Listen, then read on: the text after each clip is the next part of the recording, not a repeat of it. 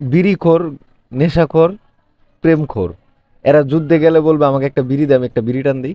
এরা যুদ্ধে গেলে বলবে আমাকে একটা সুন্দরী নারী দে, আমি একটু প্রেম করি, রেস্ট নেই।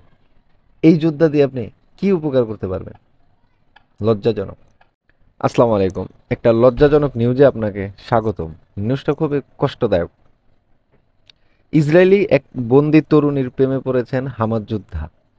শুধু প্রেম নয়, প্রেমের থেকেও বেশি কিছু। সেই ইসরায়েলি তরুণী নাম হচ্ছে নোগা। সেই নোগার জন্য একটা আংটিও বানানো হয়। তারপর তাকে বিয়ের প্রস্তাবও করা হয়। এই হচ্ছে হামাস যোদ্ধার কাজ। এই যোদ্ধা দিয়ে জাতির কি উপকার করবেন? পত্রিকায় আরো বলা হয়, পত্রিকাটি হচ্ছে সময় নিউজে, সময় টিভিতে, স্ক্রিনে দেওয়া আছে, দেখতে পাচ্ছেন। এই পত্রিকাটিতে আরো বলা হয়, হামাস যোদ্ধা তার প্রেমে পড়ে কিছুটা পাগলামি ছাগলামি বটে। এক পর্যায়ে তার মাও, সেই নারীর যে মেয়ে, মা, ওই মাও বন্দি থাকে হামাস যোদ্ধার আওতায়। কিন্তু নোঘা হচ্ছে ইসরায়েলি তরুণীর নাম।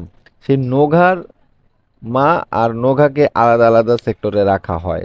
আর নোগা জানিয়েছেন যে ওই ছেলের সাথেই আমি থাকতাম, মানে ওই ছেলের আন্ডারেই থাকতাম। এটা জানানো হয়েছে ইসরায়েলি একটি 12 নামে, মানে 12 নামে একটি চ্যানেলে। তিনি সাক্ষাৎ দেন, তিনি মুক্তি পেয়েছেন। সেই নারী, সেই নারীর বক্তব্যতে আরো উঠে আসেন, সেই হামাস যোদ্ধা আমাকে বিয়ের প্রস্তাব দেয় এবং বললে যে আমার সন্তানদের তুমি দেখে রাখবা। সে হামাস যোদ্ধার সন্তান আছে, হয়তো তার স্ত্রী হয়তো মারা গেছেন, অথবা তার স্ত্রী নাই, বা যুদ্ধে মারা গেছেন, এরকম কিছু। তখন সে হামাস যোদ্ধা বলে যে তাহলে আমার সন্তানদের আপনি দেখে রাখবেন, এই কারণে আপনাকে আমি বিয়ের প্রস্তাব দিতে চাই। আর আপনাকে আমার অনেক ভালো লাগে। একটা আংটিও তাকে গিফট করেন। তারপর সেই, যদি এই বিয়ের প্রস্তাবে রাজি হন তাহলে আপনার মাকে আপনার কাছে নিয়ে আসবো।